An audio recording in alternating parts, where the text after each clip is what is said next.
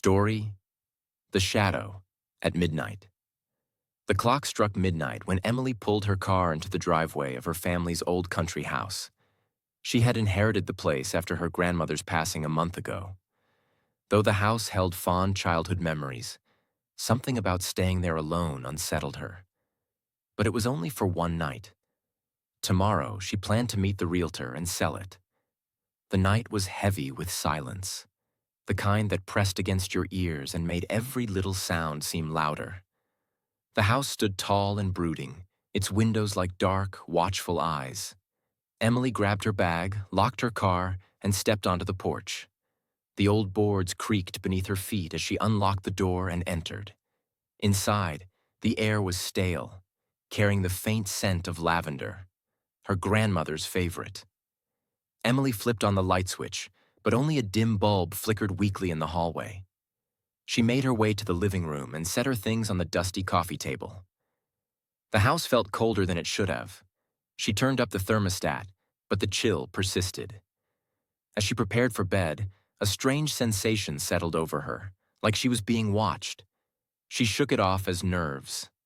After all, old houses creak, groan, and whisper in the night. Emily lay in bed, staring at the dark ceiling. The wind outside howled, and the branches of the old oak tree scratched against the window. She was on the edge of sleep when she heard it, a faint thud from somewhere downstairs.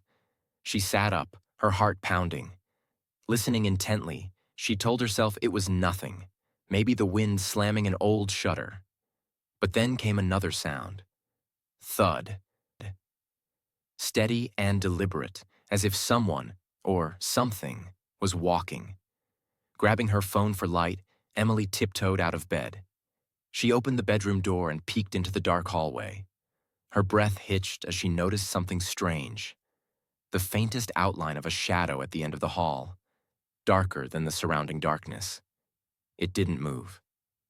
"Hello?" she whispered, her voice barely audible. The shadow twitched, then shifted. It began moving toward her, slowly, deliberately. Emily slammed the door shut and locked it, backing away in terror. The thudding footsteps grew louder, stopping right outside her door. "Emily!" A voice rasped, low and guttural. She froze. It wasn't a voice she recognized, but it spoke her name with chilling familiarity. "Let me in." The doorknob rattled violently, and the door shook as if someone or something was trying to force it open. Emily stumbled backward, tripping over her bag. Her phone slipped from her hand and clattered to the floor. She scrambled to grab it, her trembling hands struggling to dial 911. But before she could hit call, the phone screen flickered and the numbers distorted. Then a message appeared in bold, blood-red text. "You can't call for help. I'm already here." Emily screamed as the door burst open, though it made no sound. The shadow entered, taller and more monstrous than she could have imagined. It didn't walk. It glided, its presence suffocating. Eyes glowing faintly red pierced through her as its grin widened unnaturally. She ran for the window, desperate to escape, but it was already there, blocking her path.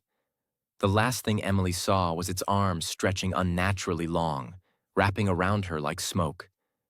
The next morning, the realtor arrived to find the house eerily quiet. Emily's car was in the driveway, but she was nowhere to be found. Inside, the only sign of her was a single dusty handprint on the bedroom window, smeared as if someone had been dragged away. And in the silence of the house, a faint voice echoed.